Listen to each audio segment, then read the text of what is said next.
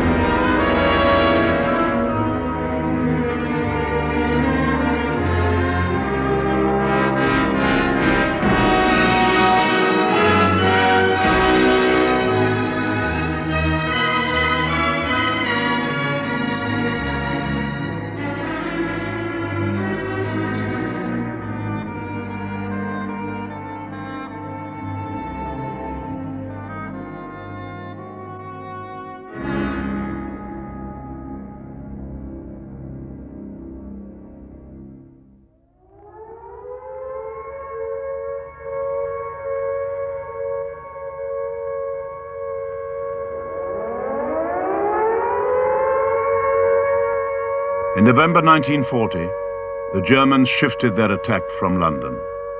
The first provincial city they hit hard was Coventry.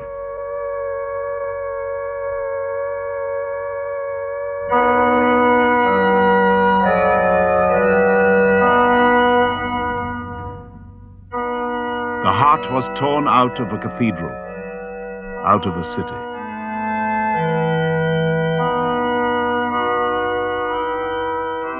People were bewildered, and their leaders were bewildered too, by the huge fires. On paper, Birmingham, Nuneaton, Rugby should have come to the aid of Coventry, which they did, in fact. But on arrival here, they found that the couplings on the fire engine were dissimilar, didn't marry up. And it meant, therefore, that cooperation broke down completely. Of course, in addition to that, you've got 360 fractures on the gas main, and all the other services went. All the water supplies were disconnected. If the firemen wanted to find sources, they simply were not there. The King visited Coventry, with him the Home Secretary. Herbert Morrison came here, and the military folk wanted to establish martial law, and we had a stand-up fight on this. Alderman Bill Halliwell and myself said, no, this must be a civic exercise. The pressure was taken off, and virtually he and I, plus the regional officers, conducted operation from then on. There was virtually 7 weeks dictatorship. You see, there was nothing on the textbooks of civilian defense to indicate to local authorities how to behave in an emergency calamity situation, such as we found on the morning of November the 15th. While Morrison, the Home Secretary, strove to correct the muddle by creating Britain's first national fire service, volunteers shored up the crumbling home front. Fresh evacuation hurried the children away as city after city passed through crisis. Portsmouth, Southampton, Sheffield, Bristol, Glasgow. Then Plymouth became the worst hit city, with 7 big raids in March and April 1941. A quarter of its people, 50,000 trekkers, fled the city at night and slept out in the hills. This film was not shown in wartime Britain. The censored press could only hint at chaos. 30,000 people lost their homes, and many lost much more.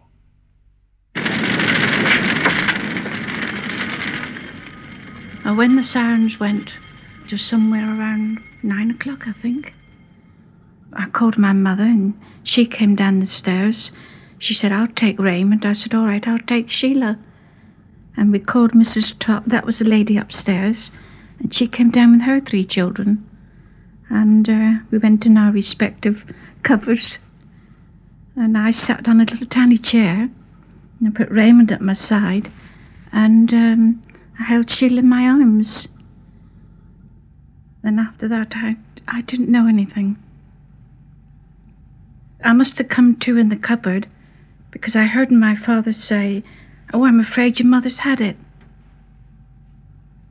And then I said, oh, Sheila's all right. She's in my arms.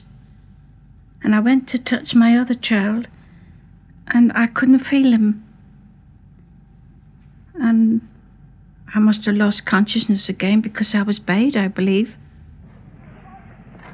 Later I learned that my mother was dead and the 2 children were. And Mrs. Top was killed and her 2 children. She was expecting a baby any hour. Mrs. Bunt's husband, a sailor, came home on leave next morning. There was her mother laying on the bed in the front room. We went across the road to her brother's place. He told me where they had the 2 children. I went up there, they were cold. Not a blemish on them. That's when I lost my temper. I said, instead of us dropping bloody paper, I said, we ought to be hitting them the same as they're hitting us. Well, Mr. McGee, after all this, what do you think about us going over to Berlin and doing the same to them? I should think so, too. A bit worse than this, I hope, with a wicked bugger like he is. I definitely do, sir. Bomb them tenfold. I'm sorry for the women and children of Berlin, but what about the women and children of this country? This is what the authorized newsreels did show of Plymouth. Churchill's voice and presence did sustain morale. And in cabinet, he knew how to get his way. And if Henry V said, now, gentlemen, I've been into all this thing, and the channel is very tricky at the moment, and we can't get the reinforcements. The rate of sickness can't be replaced. The bridgehead, according to Hamley's infantry tactics, is too small. And in short, I feel that there's nothing else but to launch an attack upon Harfleur. But he didn't say that. He said, once more into the breach, dear friends. Well, Winston had that extraordinary power. But Churchill's speeches rang less true these days. Almost worse than bombing, U-boat attacks on merchant shipping cut Britain's food supplies. The Germans were on the rampage everywhere. We cannot tell what the course of this fell war will be, as it spreads remorseless through ever wider regions. We know it will be hard. We expect it will be long. We cannot yet see how deliverance will come, or when it will come. But nothing is more certain than that every trace of Hitler's footsteps, every stain of his infected and corroding fingers will be sponged and purged, and if need be, blasted from the surface of the earth. He may spread his course far and wide and carry his curse with him. He may break into Africa or into Asia, but it is with us, here in this island fortress, that he will have to reckon and settle in the end. Now behold in me an LDV, for battle I'm just yearning, doing my best like all the rest to keep the home fires burning. Each evening stiff and starch, up and down the street I march. I'm guarding the home of the home guards, guarding the home guards home. All day long, steady and strong, doing doing what I'm told and I can't go wrong. All the ladies are fond of me, but last night one of them gave a shout when she saw me pulling my bayonet out while guarding the Home Guard's home. The Home Guard had been founded a year before. On exercises, its members played at fighting. You are a new corps, a corps with its traditions to make. But you have already got your motto, and your motto is, kill the Boche. In the course of your duty, you may have the luck to come in contact with the enemy. If you do, one of your duties is to shoot when you see a sitter, and shoot to kill. The British still lived in fear, not just of invasion, but of the foe at home. Fear of listening spies.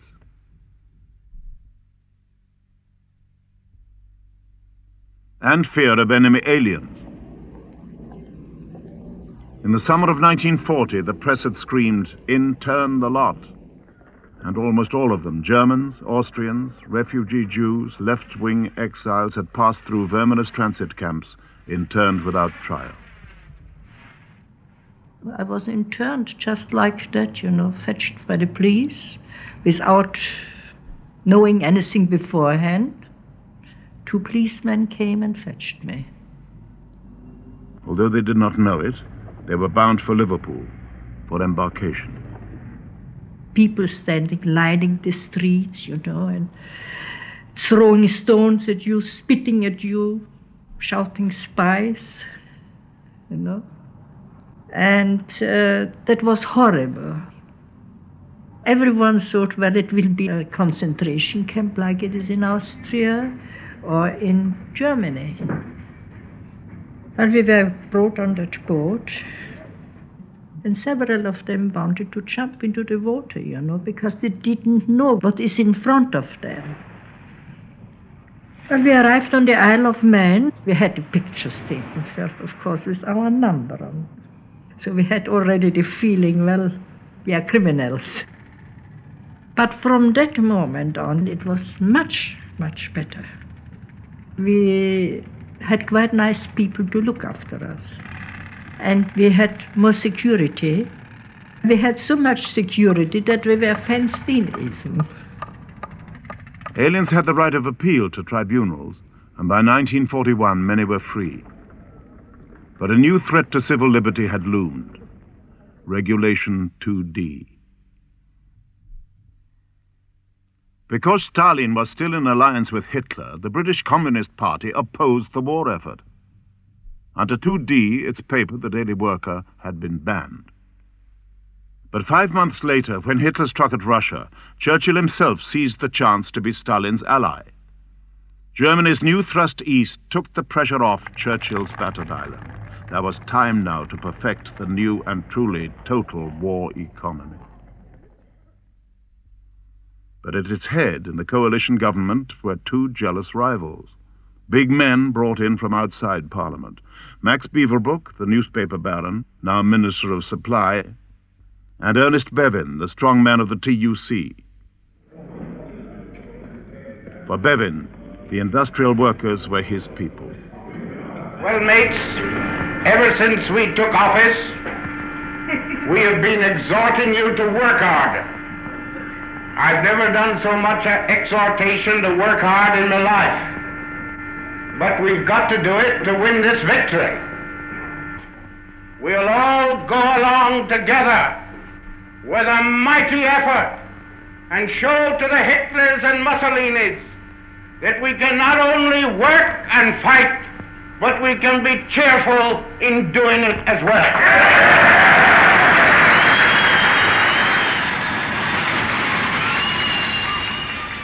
Ernie Bevin, you see, is an Englishman to the fingertips, and with a great hold over the trade unions and the labour movement as a whole.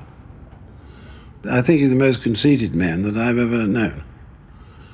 It happens to self-made men very often. But the great thing about Ernie is that he never went back on what he said. And he said to his civil, I said it, didn't I? And that is a tremendous thing. He was very loyal in those ways. Very likable man. And one day we were fighting for a rather technical point, the extraction of wheat in the loaf. And they were trying to get it up to 88% extraction. And Ernie suddenly said in the committee, he said, I say that the middle of this loaf is indigestible. You can't eat it, so wait. Oh, there you are. What did I tell you? Churchill grew in admiration of the great fundamental qualities of Bevan, his single-purposedness, and the obvious desire, determination on the part of Bevan to suppress all party political considerations. Imagine the power he had. He was in charge of the possibilities of service for everybody in the civilian life of this country. He had total powers over every man working and over every woman. From March 1941, Bevan began to direct women into vital work. And into vital work, the pretty girls went. But not enough of them. So in December, Britain went further than any fighting land had ever done, and further than the Germans could ever go. Conscription of women was announced. Girls called up could choose between the women's services or war work in the fields or factories. Music pilot work of good day to you this morning on Rhythmic Records.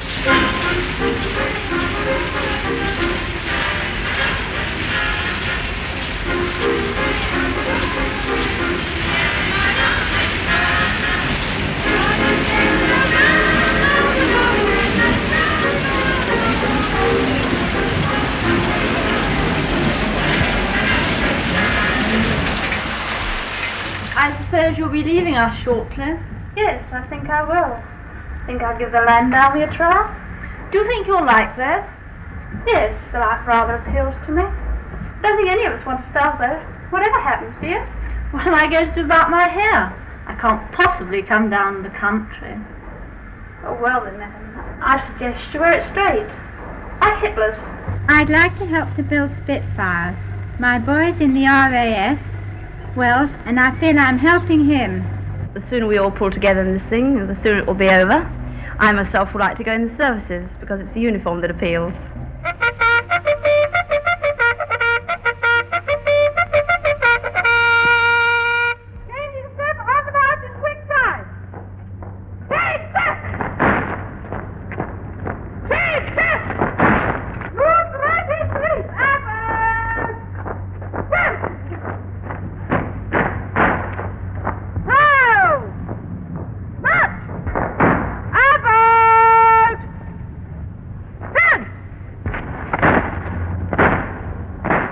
While Bevan's concern was long-term efficiency, Beaverbrook revelled in short-term frenzies. Now he was calling for tanks. We want tanks. We want very many tanks. We want them for the defense of our island and also for offensive operations. Beaverbrook's flamboyant methods outraged his colleagues, and even his loyal friend Churchill was troubled by Beaverbrook's moods, by his resignations, and by his quarrels with Bevan. Well, Max Beaverbrook did a very good crash job. But in my opinion, and I'm biased, he left behind an enormous quantity of wreckage, of administrative wreckage. And he said, war is a matter of improvisation. Organization is the enemy of improvisation. Ernie Bevan, domineering, dogmatic, even tyrannical, could be ruthless.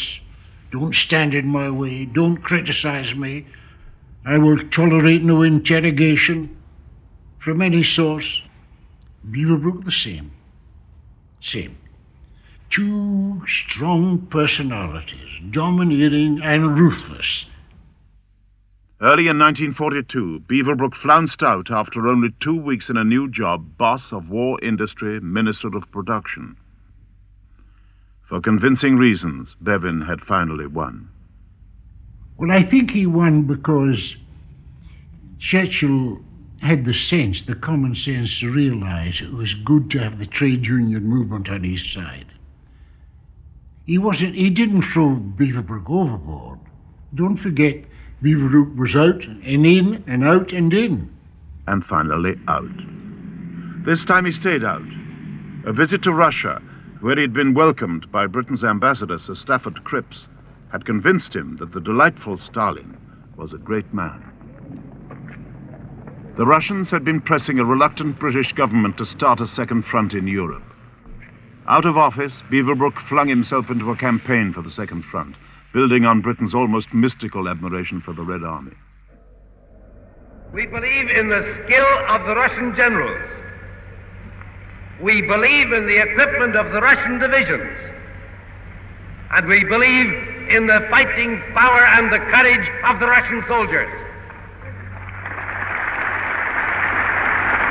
And this is the day to proclaim our faith. Weapons we must give, and raw materials. Bread we must give, and sugar too. Men we must give, equipped with tanks and with airplanes. That is the pledge of the second front.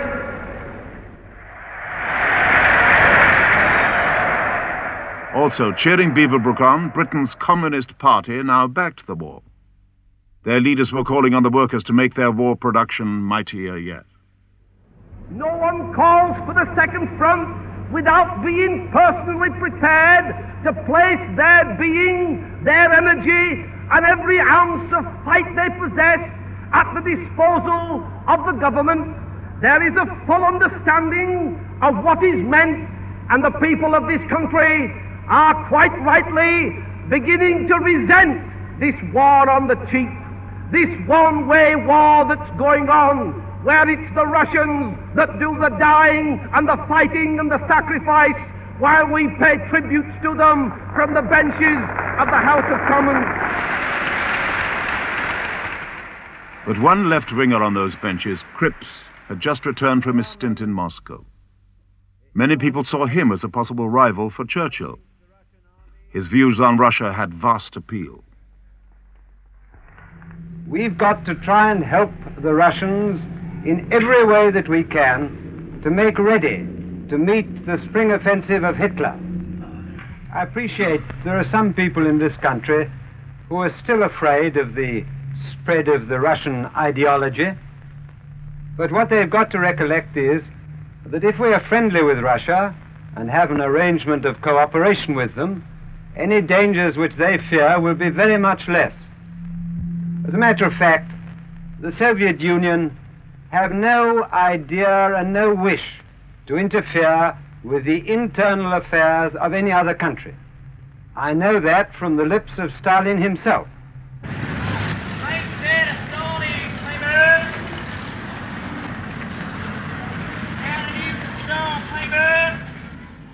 Again in the headlines, disaster was stacked on defeat. The press was worried and critical, especially the Daily Mirror, which ran a scolding campaign against profiteers. One cartoon was too much for Churchill. The price of petrol has been increased by 1 penny, official. Churchill told Morrison to stop the paper, but the rest of the press rallied to the Mirror's support, led by the young editor of Beaverbrook's Evening Standard, Michael Foote. The liberty of the press in this country can only be maintained by the vigilance of the people and the vigilance of Parliament and the courage of the newspapers themselves. That's the only way. Therefore, we must fight to retain those liberties. The ministers come along and tell us, have told us in the last 2 or 3 weeks, of course it's only the Daily Mirror they were trying to get at. The attack is over, they say. No more demands on any other newspapers. All other newspapers may continue to live in tranquility and in freedom and in peace. There's something rather familiar about those words. I have no more territorial demands. I can picture in my mind's eye now Mr. Morrison himself muttering those words I have no more territorial demands. Coming down Shoe Lane, with a firm look on his jaw and a hot gun in his pocket, with the Evening Standard safely suppressed under 2D and its proprietor safely looked after under 18B. The only man who thought it was going to be shut down was Churchill. And when it was brought up in the House of Commons, on the whole, the House of Commons came out on the side of the mirror, more or less. They didn't like the mirror, but they weren't going to have it suppressed. And after that, well, we trimmed our sails a bit, and the government forgot their foolishness. Since democratic life did go on, there were still by-elections. The coalition government lost a string of them to independents. Tom Dryburgh stood at Malden as an independent socialist. Malden was a very safe Tory seat. I hadn't the faintest idea of how to be a candidate. I didn't belong to any party, didn't know the electoral law or anything. First, I went to see my employer, Lord Beaverbrook, whom I was working for at the time on the Daily Express, and he was a bit sceptical. He said the only advice he would give me was that I must wear a hat. He said the British people will never vote for a man who doesn't wear a hat. Then in June came a fresh shock from Africa. Tobruk fell about 3 or 4 days before polling day in the election. We rushed out a leaflet headed "Tragedy at Tobruk," and it was a tragedy, and we felt it as such. But nonetheless, I'm bound to admit that that did probably greatly add to the number of votes which we got. Dryburgh won by a huge majority. Meanwhile, the rebel MPs of all parties wanted a showdown with Churchill. When Tobruk fell in 1942, Churchill was in Washington, and the American press carried alarmist reports of the state of the government at home and possible votes of censure and so on. So much so that Winston rang me up. It was about 5 a.m. our time, I suppose about midnight his time, to ask what was happening, was the government still in office, and what was going on, and so forth. And I was able to tell him, so far as I knew, nothing had happened, except that this motion had been tabled, which we'd have to take. Churchill came back to confront a House of Commons motion expressing no confidence in his leadership. It even seemed to the rebels that they might win. They muffed it. As so often with these great parliamentary debates, there's a bit of an anticlimax when you get there. And in this case, the anticlimax came instantly in the opening speech by this ineffable old Tory, Sir John Wardlaw Milne, because he made this fantastic suggestion that there should be a supreme commander of all the armed forces who should be, and he named him none other than the Duke of Gloucester, whom God preserve. But there was a roar of laughter and a howl of disappointment. And in gales of derision, the motion was swept away. There were only 25 votes against Churchill. And now the war news began to grow brighter. The Germans were held up at Stalingrad. Britain won in November at El Alamein. Churchill went north to Bradford in sprightly spirits. Now, we have just passed through the month of November, usually a month of fogs and gloom, but on the whole, a month I've liked a good deal better than some other months we've seen during the course of this present unpleasantness. And so I say to you, let us go forward together and put these grave matters to the proof. Churchill was safe in power while the war lasted. But the hopes of the British people were swinging away from him. Beyond victory, what could Churchill offer them?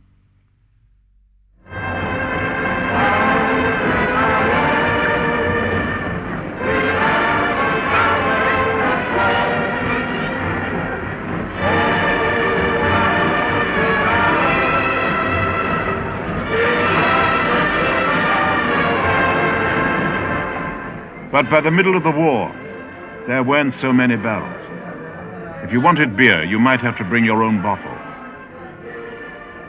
And many other things which people had relied on were now in short supply. Apples and razors, prams and potatoes, bread and offal were all unrationed, but you had to queue.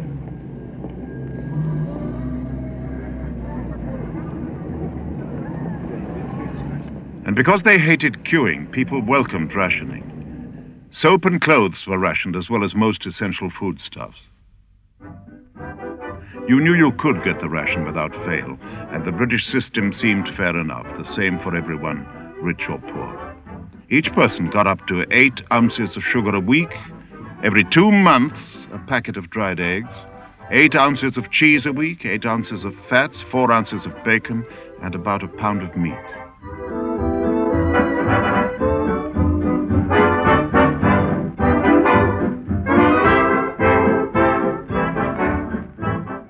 Are you helping to win the war on the kitchen front?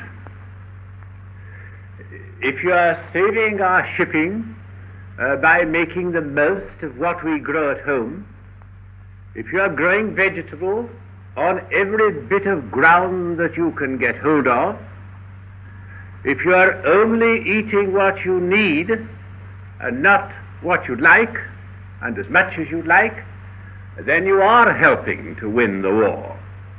And my advice to you is cook potatoes in their jackets and grow your own onions.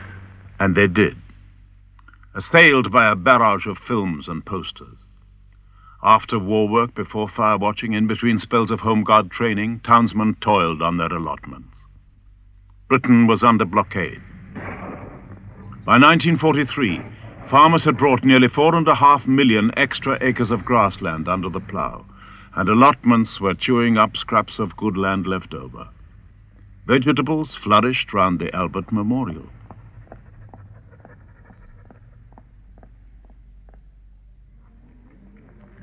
Good, plain food was still cheap and unrationed in factory canteens and in the new publicly owned British restaurants, but many people complained that the rich could still find fancier tidbits. The black market snaked silently through Britain. Poor fella. Now, what can I sell his mother?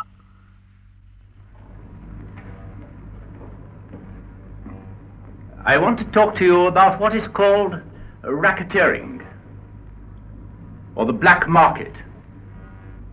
It is being stopped. These food cheats are the enemies of the people. There must be no dirty fingers in the people's food. The ugly squander bug, symbol of waste, was outlawed. Women were reminded not to waste old clothes and not to ask for glamorous new ones.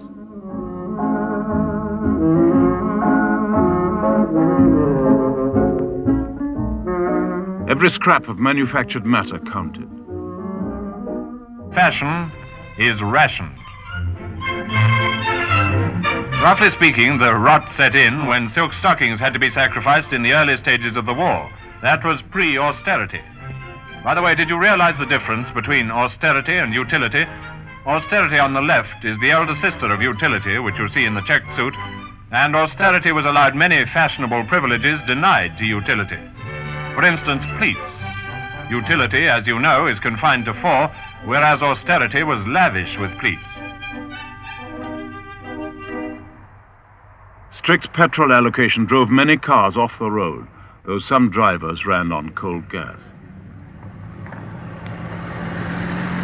Trains and buses were scarce now, too. You'll wonder why we make a fuss if George decides to take a bus. But look again and you will see that George ain't all that George should be. He's only got a step to go, a couple of 100 yards or so, whilst others further down the queue have far to go and lots to do. When George gets on, we often find that other folk get left behind. He pays his fare and rides a stage, and off he hops. And see the rage. And seeing this gives George a jog. Perhaps I'm just a transport hog. Hello, forces. Once again, this is Joan Griffith saying thank you for your... The BBC, official voice of Britain, was more high-minded than ever, but the public didn't mind. The Brains Trust, a weekly intellectual forum, was one of the radio's most popular programs, and the voice of the novelist J.B. Priestley made him a major star. The British were absolutely at their best in the Second World War. They were never as good, certainly in my lifetime, before it. And I'm sorry to say that they've never been quite as good after it. Because a large number of people were living more intensely than they'd ever done before. A large number of people equally felt they needed some of the arts. Dame Myra Hess played in the National Gallery.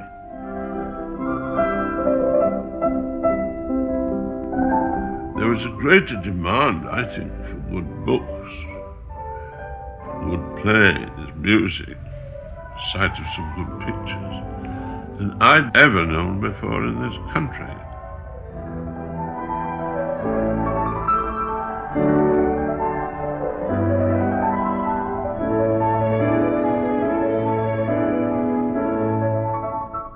But still more people loved High Gang and that man, Tommy Handley.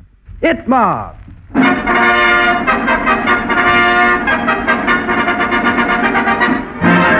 that man again? Yes, that man again. Yes, that man. Can I do you now, sir?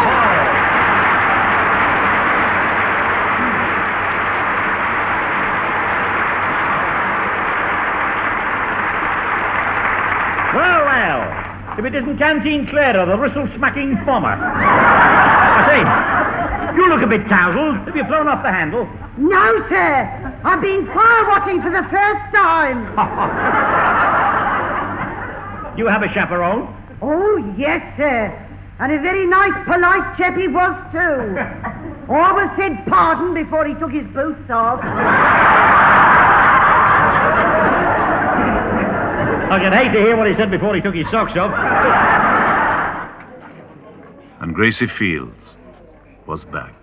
I'm the girl that makes the thing that drills, the hole that holds, the spring that drives, the rod that turns, the knob that works, the thingamabob. I'm the girl that makes the thing that holds, the oil that oils, the ring that takes, the shank that moves, the crank that works, the thingamabob. It's a ticklish sort of job, making a thing for a thingamabob, especially when you don't know what it's for, and I don't know.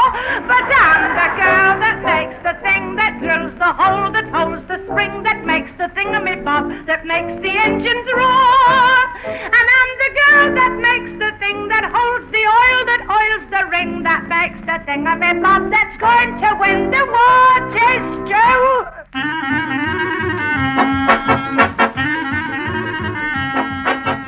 Aircraft production had trebled in 2 years. In the next 2, it doubled again. By now, Britain's war economy was much more widely based and thoroughly organized than Germany's. But the cost of such concentrated effort was high. Familiar customs in industry were swept aside. Workers put in massive overtime, which stretched mind and body to the limit. Then, sometimes, their patience snapped. This is Betshanger, Kent, scene of a famous dispute in 1942. Industry cried out for coal, but output fell and went on falling. Many miners had joined up or had found better paid work. Older men worked longer hours and had to guard the mine as well. But when they could stand these conditions no more, they struck. We all marched down into Deal and then onto the Canterbury Road. Well, there were several of the local residents and particularly some of the troops. They were jeering and sneering at us. But little did they know that at the time that we were manning this pit 24 hours a day with the Home Guard troops ourselves, and many of us worked and stopped at the pit here 24 hours a day. The miners knew strikes were forbidden by Bevin, by a wartime regulation, Order 1305. But faced with a solid body of 1,000 men, you couldn't jail them all or even collect the fines, and Bevan and Churchill knew it. I don't think Churchill wanted us to go to prison. He wanted us to stay here and guard his property, because it was his property after all. It wasn't ours. The government gave in. Desperate for labor, late in 1943, Bevan called up boys, not for the forces, for the mines. Now, you'll be here 4 weeks. Is there any particular district you'd like to go to at the end of your training? Wells over Derby. Right. Now, will you pass down there to the billeting section, please? Well, if you have a good Joe, steel toes, don't be frightened about dropping on them. Thank you. What size your hat? 7 1/4, please. 7 1/4. One new national serviceman in 10 became a Bevan boy. You couldn't escape, whoever your dad was. They tell me you're a public school boy. It'll be a bit of a change for you going in the mine, won't it? Yes, it will, but I feel as though it's a necessity that someone's got to do the job, and so I think I'm doing my part in helping. I was expecting to go into the army, and of course I was very shocked when I heard on the news on Christmas Day that I was to be directed into the mines. It was a ballot, actually, and they drew out numbers ending in 0 or 9. My registration number ended in 0, because there's no ducking away from that. Consequently, I had to go in the mines regardless of anything. His parents hoped he'd be an army officer. Oh, they were flabbergasted. And if somebody had said to me 6 months sooner that you were going into the mines, I should have thought they were joking. But lads of 17 without a mining background couldn't solve the problem. Output went on falling. And in 1944, in Yorkshire and South Wales, over 200,000 miners came out on unofficial strike. The men have worked continuously for a period of nearly 5 years under war conditions, suffering from a deep sense of grievance because they have not been rewarded by the state equally with ex-mine workers employed in government factories. In the bustling Tyneside shipyards, as in the mines, men who remembered mass unemployment feared the peace. Their doubts and wishes spoke out even in government-made documentary films. Tyneside's busy enough today. Old uns and young uns hard at work making good ships. But just remember what the yards looked like 5 years ago. Idle. Empty. Some of them derelict. And the skilled men that worked in them scattered and forgotten. Will it be the same again 5 years from now? Other films echoed the same question, like this early effort by the Bolting brothers, starring Bernard Miles. Oh, you reckon Hitler's made a lot on us change our minds a bit lately? We made a fine big war effort. Well, when it's all over, we got to see to it we make a fine big peace effort. There's no two ways about it. Won't go back now, we made a start. Sure, look at that Dunkirk. Wasn't no unemployed there. Every man had a job to do and he done it. And that's what we got to see they has in peacetime. A job. And there'll be work enough too when this lot's over. Building up something new and better than what's been destroyed. There mustn't be no more chaps hanging around for work what don't come. No more slums neither. No more dirty, filthy back streets, and no more half-starved kids with no room to play in. We can't go back to the old way of living. Leastways, not all of it. That's gone forever. And the sooner we all make up our minds about that, the better. We gotta all pull together. There was a great community spirit during the war. It is the nearest thing that I've seen in my lifetime to the operation of a kind of socialist state, that is, of a democratic socialist state of citizens believing that they could have influenced by their actions speedily what was going to be done, and that the whole world could be changed by the way they operated. They saw that the world was changed by their actions in the war, and they thought that could be translated into political action as well. It was extremely exciting, but some of the political leaders, maybe because they were so deeply involved in their own pursuits, didn't appreciate what was happening.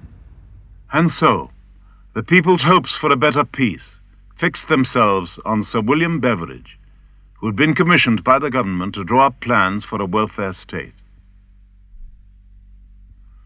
When his report was published in 1942, it was a bestseller.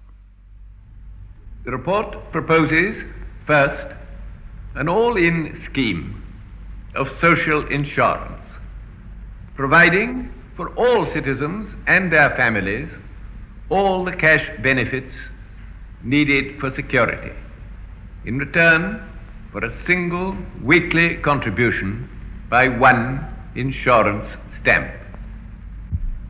It preserves the maximum of individual freedom and responsibility that is consistent with the abolition of want. The government first blew hot, then cold, very cold. Churchill wouldn't act. Churchill got very worried, and his two Chancellors of the Exchequer, Sir Kingsley Wood and Anderson, were equally critical. And that's why the Beveridge plan was delayed after my bill. That's why education came first. A major reform of education would tread on fewer big toes. It had other uses, too. It wasn't really very controversial. It was very long, and Churchill realized here was a wonderful way of exercising the troops, you see. Churchill was first and foremost a war leader. He kept the brakes on Reconstruction. Churchill didn't take much interest, frankly. He wanted to know whether we were going to go in for nationalization. And we had a proposal by Herbert Morrison to nationalize the electricity industry. And that's where the coalition government stopped. We couldn't get agreement on that. A new party, Commonwealth, called for Beveridge now and won 2 by-elections. Other independents took up the cry. The Beveridge bandwagon rolled on. Early in 1944, West Derbyshire had its say. One candidate was wholly independent. Indeed, he had no program at all. I have no animosity to the other 2 candidates. If I am not elected, I am the only one that has anything to lose. I am very proud that what I consider to be the foundation stone of true democracy has been well and truly laid in the village of Knifton, Derbyshire, England. Goodall then fled back to his father's cottage, and the real fight was between an independent socialist, Charlie White, who had Commonwealth support, and the youthful conservative, Lord Hartington, who had official Labour backing. Hartington's family had always found a seat round here, and to reject him would be most untraditional.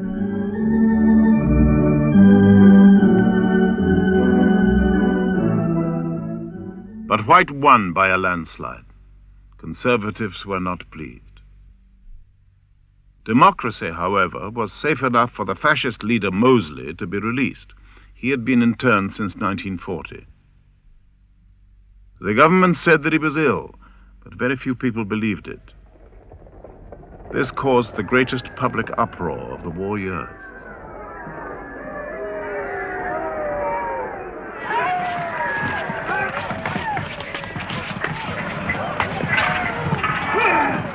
Fear and hatred had changed their targets. Released aliens were serving in the Pioneer Corps.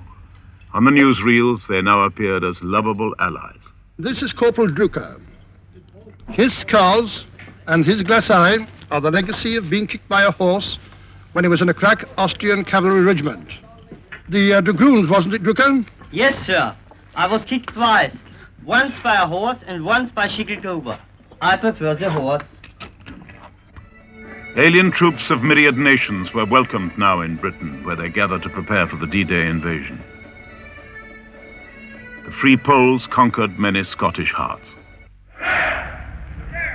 And the GIs were everywhere. 1, 2, well equipped, well paid, and they gave the girls fine new things like nylons and the jitterbug.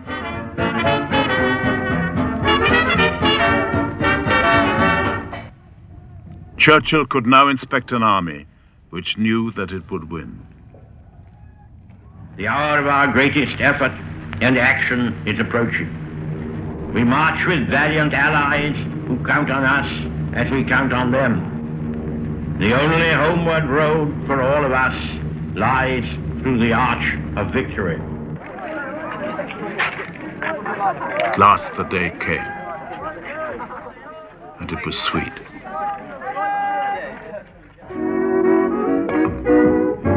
Wally Hammond's cover drive delighted crowds who basked serenely in the fine high summer weather.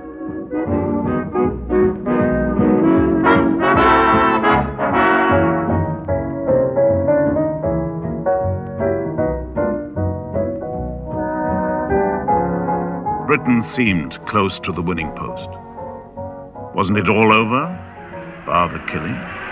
Thanks to the very fine weather in the Straits of Dover, all holiday crowds apparently had a good time, except those rash enough to travel. Is the favourite winning? Ah, who cares anyway?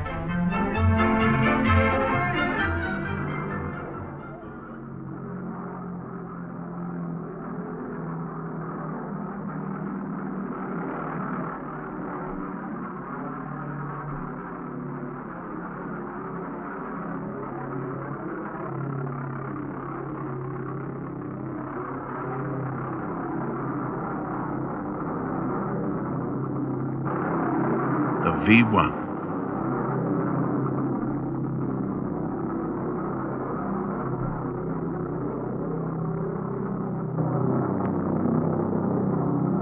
Plane with no pilot.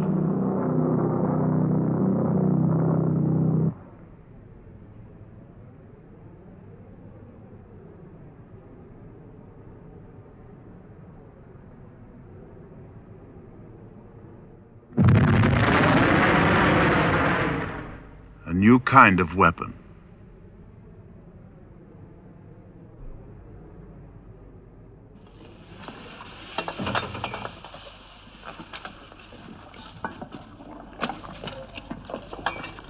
A new kind of war.